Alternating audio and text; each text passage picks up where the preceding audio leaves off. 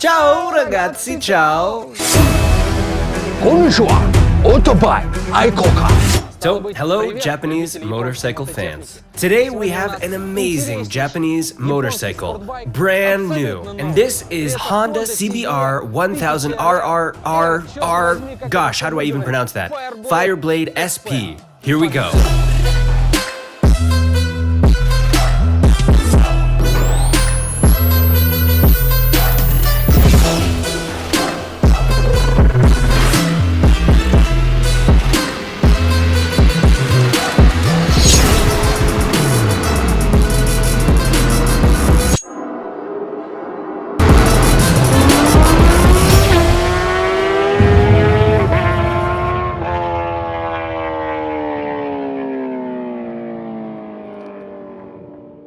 After buying this motorcycle, the first thing you should do is get rid of these wing mirrors, throw away this tail together with the turn signals, and head straight to the track.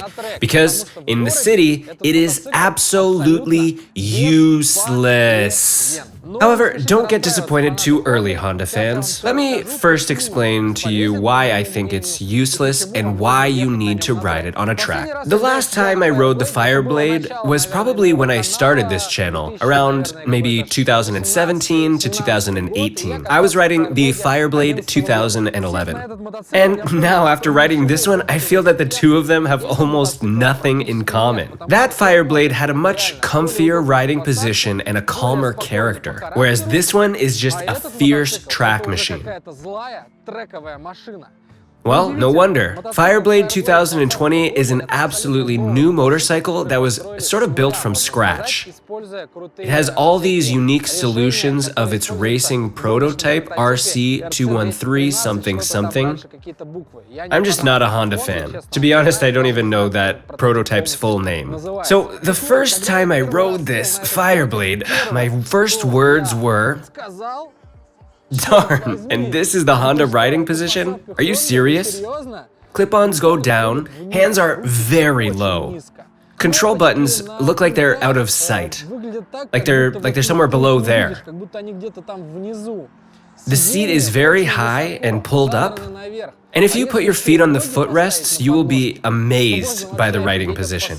I'm not a fan of track motorcycles in the city, but there are some that you can still ride. For example, a new Panigale V4. However strange this might sound, it has a comfier riding position.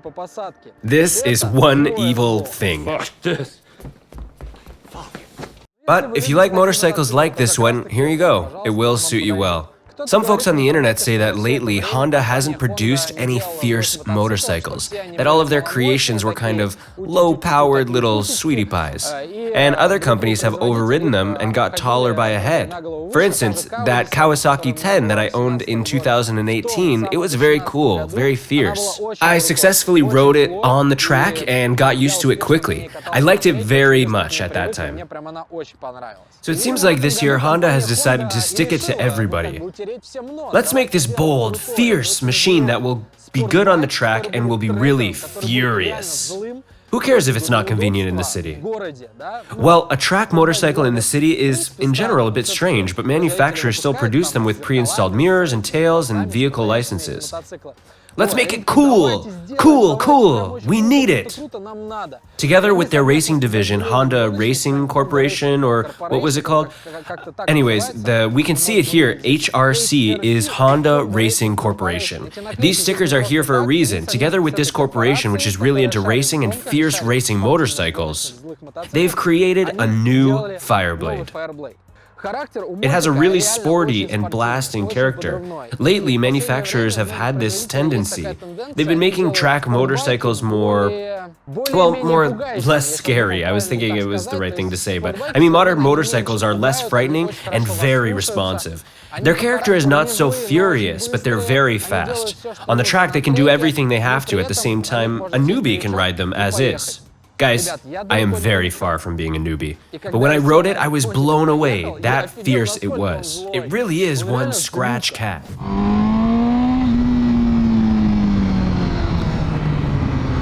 It is so uncomfortable to ride in the city. Firstly, in the city, you will only use the first and maybe the second gear. Sometimes you will switch to the third. On some broad, free tracks, you can use the third gear. First two gears give you 200 kilometers an hour speed. So it's impossible in a vibrant city to ride like that. Yeah, below 5,000 to 6,000 RPM, it doesn't move at all. And it becomes a problem in the city because below 6,000 RPM, it's just the same as some 400cc in terms of dynamics. And then there's an explosion. It starts to change its character, coming up to 70 kilometers an hour. Here, it starts moving at last. And it makes your ass shrink. Pardon my French.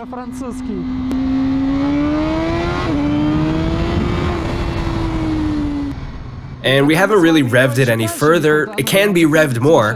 One more pickup comes and the motorcycle starts literally flying, I'm telling you.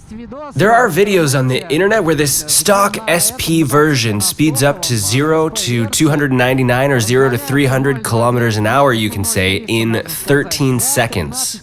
And that guy made this 3 times. 13.6, 13.4, 13.5 seconds, etc. The meaning though is the same, 13 seconds, you know, you're already going 300 kilometers an hour. You won't have a beautiful startup from the traffic light, only if you do it as a MotoGP racer, revving up to 7,000 to 8,000 RPM, and smartly rely on the electronics to shoot ahead. That's all.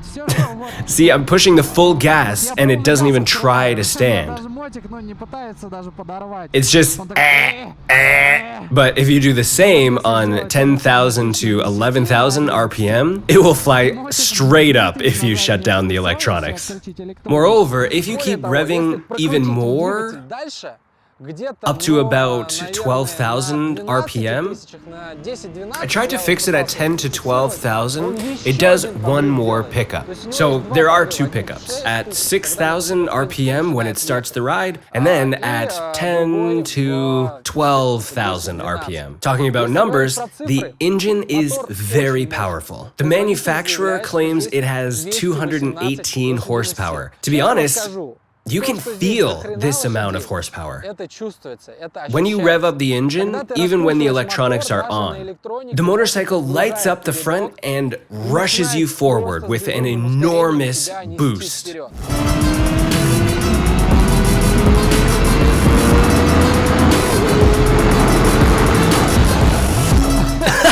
Goodness gracious!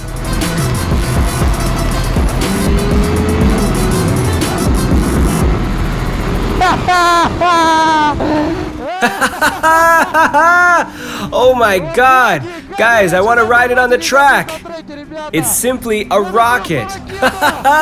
How boring it is in the city, and how awesome on a straight track! I really want to try it on a track because gosh, it was created to race on the track, not in the city. My colleague, almost my doppelganger from Germany, Medez, is now riding the same Honda. He's testing it on the track. Gosh, I'm really jealous of him. These track days he has been riding a lot. But anyway, as I said, maybe I'll also get a chance. To tell more, I was watching, again, trying to figure out what kind of motorcycle it was. I watched a lot of on-track videos because, unfortunately, I couldn't test it there myself, and I should have made it. I was shocked. It has a limit of 299 kilometers an hour. Yeah, just 299. But it is in 4th gear. That guy, Spanish or German, was riding it on the track in 4th gear, and it showed 299 kilometers an hour. For God's sakes,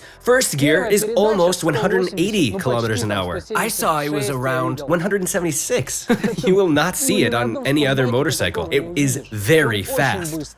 And if you're riding in the middle of heavy traffic and you need to speed up quickly while the traffic is quite slow, and you're going at 60 kilometers an hour, it will just... Bro, no way, sorry, rev me up, please. Yeah, you will say that track motorcycles are supposed to be revved up, but come on, how long should I do that? To rev it up, I should speed it up to 100 plus kilometers an hour. By the way, it's quite easy to squeeze in between other cars. Created for the track, it's quite narrow. Mirrors can be folded. Stock version mirrors are quite wide, but not that bad. I like them. The vision is clear enough. The shape is also interesting. And yeah, stripe riding is convenient. The only thing is that you should use the clutch wisely because it's a powerful liter motorcycle. Apart from that, the weight balance is good. You don't need to reach your legs to the ground. You can easily squeeze through. Thank you very much. And those LED headlights. The cars seem to notice and usually let you through. Considering the fact that it's very quiet at low RPM, they will most likely not hear you. Yeah, when the streets are empty, you enjoy it. You feel that euphoria of speed and acceleration. It is easy to steer, especially this SP version. It is equipped with the latest generation electronics, Yolins. But get me right, it's too fast for the city. I know that track motorcycle fans will be throwing old stinky tires at me saying, "No, track motorcycles should be revved. Track motorcycles are for the real man." But in traffic, it will lose to any 600cc street motorcycle because it is more convenient and easier to control. It has more powerful lows and a torque that allows it to overtake other cars more dynamically, slow down, and so on. Next, we have something interesting here. It's a Japanese motorcycle. Here we should note, I will definitely talk about the SP version that costs around $28,500 in Russia. There's also another version, not the SP one, CBR1000RR-R, that costs around $24,000. Just so you know, with this money you can buy the top package BMW S100RR. The original version, not the SP one, has Nissan brakes, suspension. I can't really tell now. There's one subscriber of mine who messaged me that he had checked it in a showroom.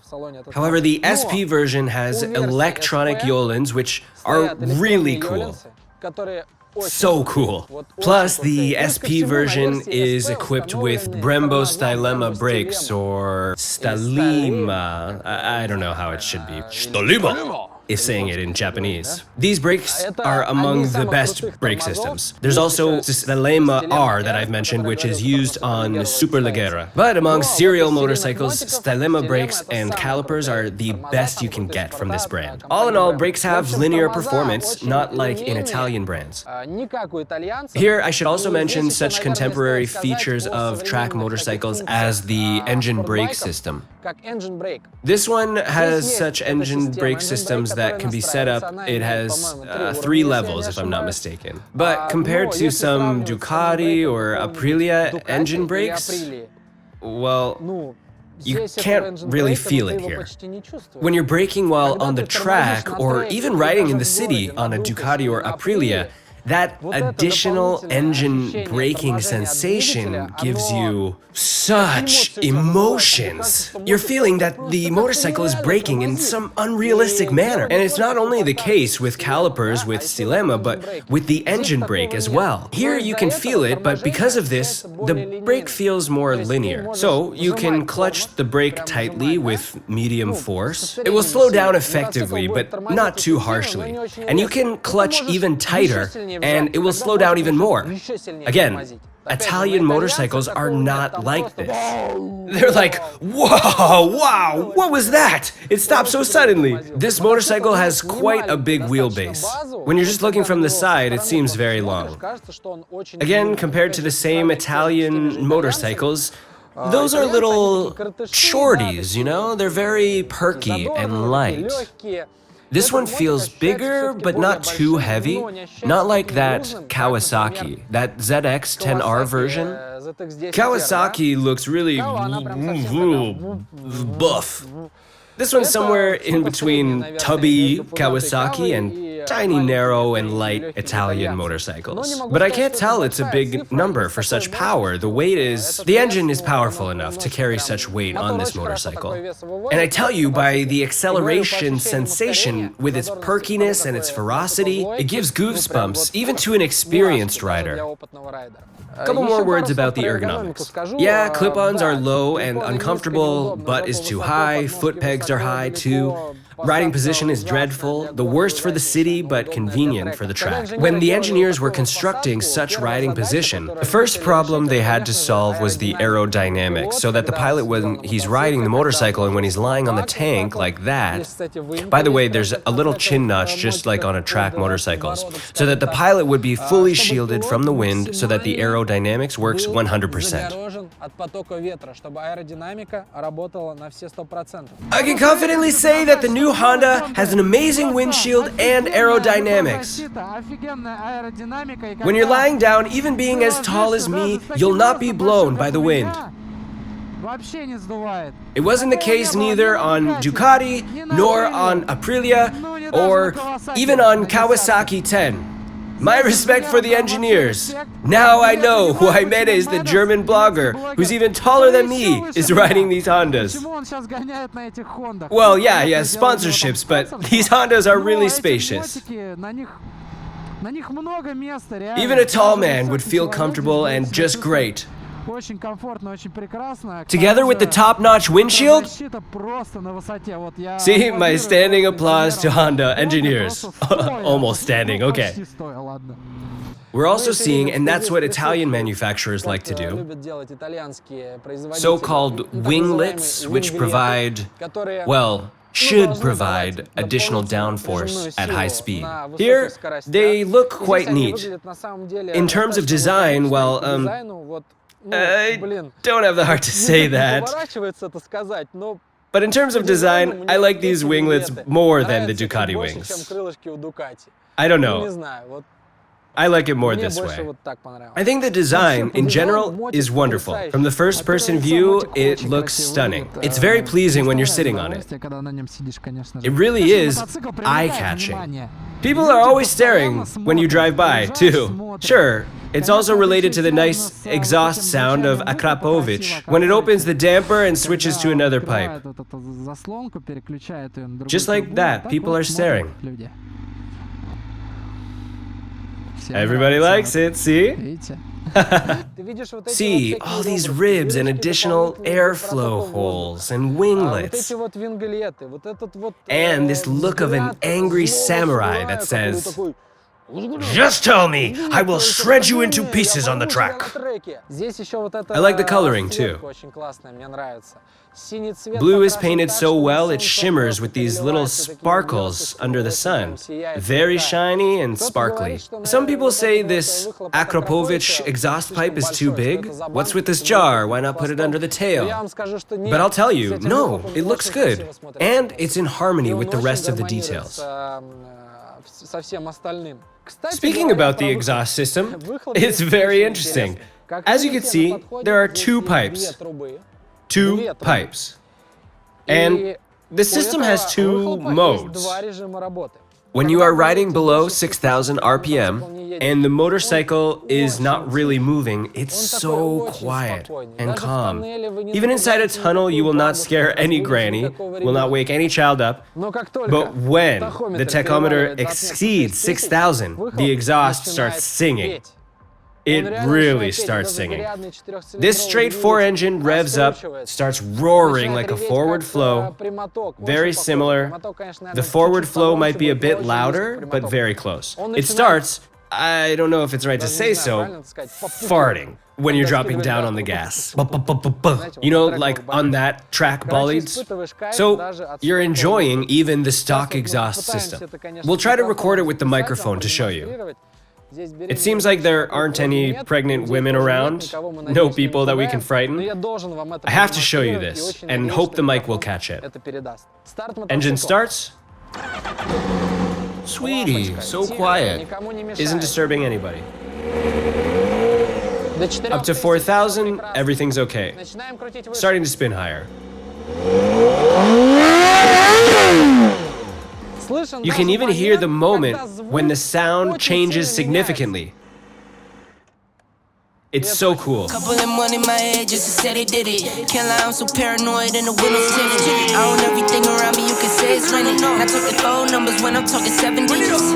Earn it by the day, every second minute. Used to pay me none, look, now they pay attention. In terms of electronics, some switches and how it's all done, I think Japanese engineers have made it hard on themselves. When I got this motorcycle, it was impossible to understand what it was about without a drink. When I read the manual, I found out many interesting things. Let me share them one by one. First, it has keyless access. The power button is right here, under the plastic to the side. It's said to be put there because here we have a big air intake. It goes through the frame into the engine. And here, it would be problematic to place any electronic ignition unit, but I think it wasn't the only reason. And when you look at this motorcycle, it feels like they wanted to stand out by every parameter. The ignition turns on here. Yesterday when I arrived, I didn't know how to turn it off. I was pressing the button and nothing was happening. It turns off like this. You turn that adjusting wing and it blocks the steering wheel as well. We put it straight, hold it, voila, it's blocked. To unblock it, just press and it's unblocked. To start it, press it. To turn it off, turn it. It was very unfamiliar to me and very strange. If you enter the menu into display, here is this display customized subsection. Going deeper, there are several dashboards. Digital looks like this. Analog shows an analog tachometer. There's this format where it doesn't show a tachometer, and a practice mode. It shows a motorcycle's lean angle. You can spend so much time digging into these dashboards, setting up all the parameters shown on the display. I set an analog for myself, and I'm good with it. Let me tell you about the electronics it has. Modern track motorcycles should have high-class electronics. And here, it's just like that. Again, compared to Italian motorcycles, it was hard for me to understand what's going on. We have 3 modes, 1, 2, and 3. These are just conditional names of the modes, 1, 2, 3. For a change, you set up every mode. For example, 1 is for the city, 2 for the track, 3 for bad weather conditions. And just switch between them. What do we have?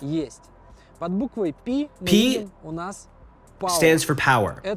This parameter is responsible for the engine power. It switches from 1 to 5. 5 is the vegetable mode, as we can see. See, the smaller the number is, the more powerful it gets. Very intuitive. The first mode is the fiercest one. Next is the torque control. Not the familiar traction control, but the torque control. It also switches from 9 to 1. So, if it's 0, it turns off, and on the 9, it's on the maximum. I'm riding on the 4, around the middle. And there is the wheelie control, working with the torque control. It switches from 1 to 3. Same here, if on 3, it almost completely stops you from lifting the front wheel. If on 1, you can lift it a bit more. To be honest, the electronics here work perfectly, very accurately. Traction is soft. You can't feel the wheelie control at all. You start believing the motorcycle can't really do it. I've only seen this level of electronic on Italian motorcycles, and for the first time on a Japanese one. The electronics are sky high here, guys. This is a 6-axis unit that reads data and controls the electronics by 6 axes. It's a modern cornering ABS. It's the correct traction, with very fine-tuned, sensitive behavior, and a very cool quick shifter. What I really like is a perfectly working quick shifter, just like on Italian motorcycles, and you can set it up. And those setups are unlike any other I've seen on a track motorcycle ever before. Up and down, it switches accurately, very correctly, with minimum delay. See? Up. I'm holding the gas straight. Up. Down. Up. No twitching. Down. Very cool quick shifter. Like. And the engine braking, which is responsible for braking the engine, 3 is the minimum, and 1 is the maximum. As I said, in comparison with Italian motorcycles, the engine doesn't stop so fast. And then we have the suspension. We also have 3 modes of suspension. And we can set track, sport, and rain. 1, we set rain. 2, sport. And for 3, let's see. For 3, let's set track. And we can see the difference. For rain and sport modes, we can only set front, rear, and brakes, only 3 parameters. For track, we can also adjust acceleration and corner. Guys, I'm shocked. I don't get it. But it's so cool. Next, it is obviously equipped with a quick shifter. I was shocked. I've seen it here for the first time. I've also never seen it on Italian motorcycles. First, you can set on up or down. Italian motorcycles either have it turned on or on up or down. Here, you can set it only to the up mode, only to the down mode, and gosh, you can adjust the strength you're pushing the gearbox switch with. Do you get that? You can set the quick shifter to switch from the soft touch, medium, or hard push. I don't know why it's needed.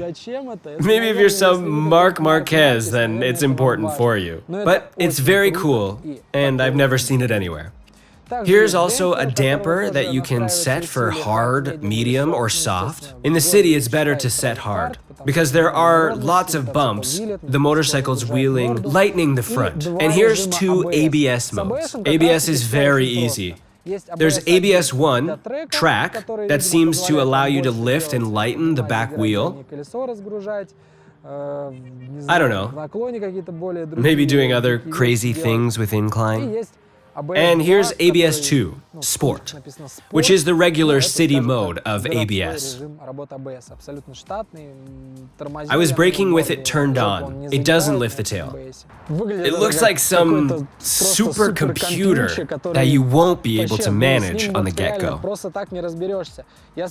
I figured it out, though, you see, not completely. I just found some new features. Only after reading the manual in my mother tongue. Only then I realized there are tons of different displays, these and that setting. You can do this and that, it shows this and that, and so on. Speaking about the fuel consumption, the tank is 16 liters. Consumption, if you're crawling in the city, well, you'll be crawling in any case if there are many cars and you're riding below 6,000. Because of the reason I've mentioned before, it is simply not moving much below 6,000. In this mode, rarely opening up, it consumes around 8 to 9 liters. If you're working it hard, I think it will consume as much as any modern, very fast track motorcycle, around 10, 11 maybe, at some point 12 liters. But if we take the golden mean, I believe you can count the average fuel consumption as 9 to 10 liters for this motorcycle. So you won't go far on it. And taking it for a long distance ride is a crazy idea. It's not for that. And it's not really for the city, but for the track. As I said, when you're out of the city, and the speed exceeds 120 kilometers an hour, the motorcycle just makes you grin from ear to ear. It's so fun, but it's still a dangerous machine and you can't be too relaxed. It's very demanding regardless of all the electronics.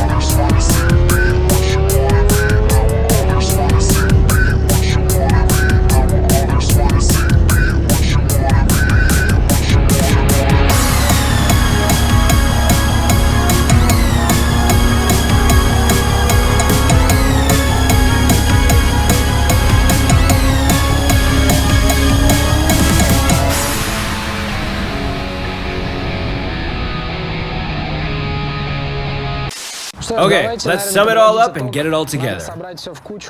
What do we have? It's a very powerful, modern, technological track motorcycle. It's very fast. I'm sure it will show good results on the track because it was created for that. It was created by professionals. It has amazing electronics, marvelous geometry, and a very good engine. Apart from that, it's really beautiful. It has an interesting design. Of course, by design, you can tell that it's a Japanese motorcycle and not a creation of high-profile design art. And it's not necessary. It looks fierce and confident. It shows with its look, yes, I can do it. I can go fast. I can do cornering fast. In addition, the SP version is equipped with the coolest parts, the coolest suspension, and very cool brakes. But guys, it won't give you anything in the city, because it's just useless. I don't know. It's fierce, it's demanding. You won't switch to the weakest mode and just crawl around. You'll have the urge to play with the settings. And when you switch it on, you'll be shocked by this fire start at 6,000 that will be pulling the motorcycle from your hands and kicking you in the ass, and from this crazy acceleration. So if you're inexperienced but really want to have a track motorcycle, try something else. I don't know, SRR maybe? Even Ducati Panigale V4? It's more linear, more like a motorcycle that a newbie can manage. This one is a fighting machine, and if you don't have the experience, then danger. Keep out. Of course, if you're a Honda fan, you've been riding Fireblade and CBRs for your entire life. You love this brand with all your heart and soul. You love suffering while riding with a sore back and just don't care about it at all. You can definitely take it, if you have the money, because it's quite pricey. And just enjoy it. It was Explosive Mike. I've really liked this motorcycle as a potential track bolide. And I absolutely almost didn't like it as a track motorcycle that you would ride in the city. It might be right because the Japanese seem to have created it for the track with its fierce character. Choose what fits you, what you like the most. As always, have a fierce ride, branded Heyo, and ciao ragazzi ciao.